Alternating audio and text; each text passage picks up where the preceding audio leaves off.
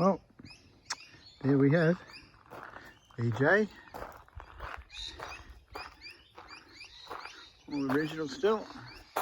265 4-speed, 323 rear end.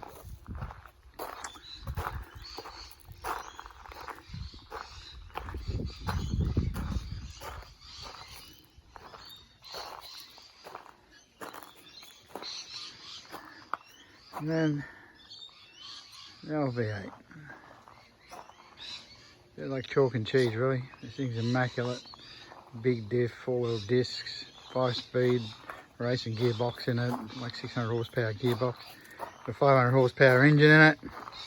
Yeah, like chalk and cheese really, the two of them, but it's